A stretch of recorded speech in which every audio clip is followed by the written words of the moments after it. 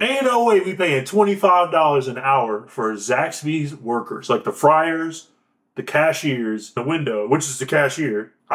25? Cause the man gotta follow. We the man. We the man. Their pay, we can live off of. $25 an hour for all workers, paid equally in the same work. Employees must have access to pay stubs. Paid sick leave and paid family leave. The man. We the man. An end to gun violence. An end to gun violence. An end to gun violence. An end to gun violence. In the workplace. In the workplace. We'll be back. We'll be back. All right, so let's read it.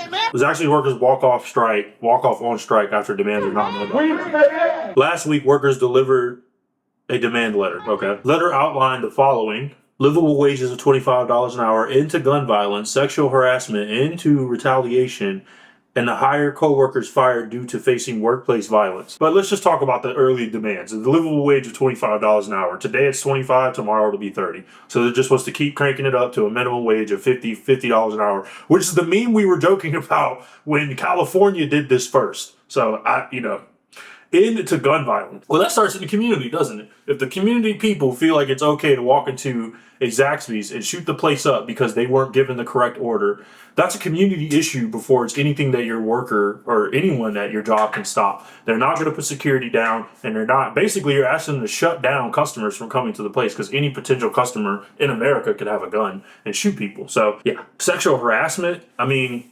if they're talking about from management, sure. But if you're talking about from your own coworkers, yeah, of course they didn't respond to your demand. Workers didn't organize the workplace to stand up to the mistreatment, abuse, and exploitation. One worker, Noel, was fired after a customer pulled out a gun while he was working at the counter. Workers are not safe, and the management needs to do more to protect them. Service workers across the South are fed up with the low pay, mistreatment, and exploitation by multi-million-dollar/billion-dollar companies. Workers are getting organized. All right, well, I'll keep it like this. Workers are about to be jobless. I mean, all we have to do is just shut down all the problem locations, which are going to be where? In low-income areas, i.e. the hood, where the black population is. Everybody in this video look black to me. The way the company is going to respond to this, which you may not agree with, you may not like it, but they're going to shut down the restaurant because they're already most likely losing money on this spot. I don't even need to look into the research of it. But if we're trying to go to $25 an hour in the South, when they can't even properly achieve that in California, the richest state in our whole country, I mean, they have enough GDP to be an entire country themselves. Who knows the changing of that with the mass migration out of California, plus businesses are leaving. So a lot of that had to be business revenue. They couldn't pull it off. $25 an hour. They had to fire delivery drivers for all kinds of stuff. I mean, yeah, let's look it up. $20 an hour minimum wage applies to fast food chains with over 60 or more locations nationwide. Critics predicted widespread store closure would be due to increased labor costs. There have been some notable examples. Yeah, Rubio's Coastal Grill. Yep. So so if you had over 60 food chains, then it would go up. So they're basically saying in Georgia, they want Zaxby's for sure to do this because they own over 60 for sure. So they would fall under this California rule if it was applied nationwide. I didn't know that. Rubio's announced the closure of 48 California locations, about 1/3 of its total stores, citing the rising cost of doing business. After the wage hike, while not explicitly stating that $20 wages were the sole reason, the timing 2 months after the law took effect suggested it was a factor. The chain kept 86 stores open across California, Arizona, and Nevada, indicating the strategic retreat rather than a full exit, which is what most people are going to do. So if you ask yourself, of those 48 places, how many of these were in low-income areas where people had jobs, maybe the only jobs they were able to get locally? That's the question we're not asking. Okay. Other chains reportedly. 2024 highlighted layoffs and closures in anticipation of the law. For instance, Pizza Hut franchise cut delivery jobs. And the chains like Mod Pizza, Excalibur's Pizza trimmed off staff or shuttered underperforming locations. However, these were not often framed as preemptive moves rather than direct post-implication outcomes. Despite these examples, the broader picture is mixed. They're saying basically by implementing these rules, they saw an increase in jobs, but basically those jobs were going to get filled regardless if it was $25 an hour or not. So what we're really seeing is, my only problem is, right, I come from Georgia Southern where Zaxby's was originated in the Deep South. of Georgia, and I went to Georgia Southern University down there. So I found out about the whole story of Zach and all that. But this was a small business started by, in small town Georgia. What you're saying is you want these people to pay you $25 an hour, hire security, I guess do workplace training, which is all going to cost money.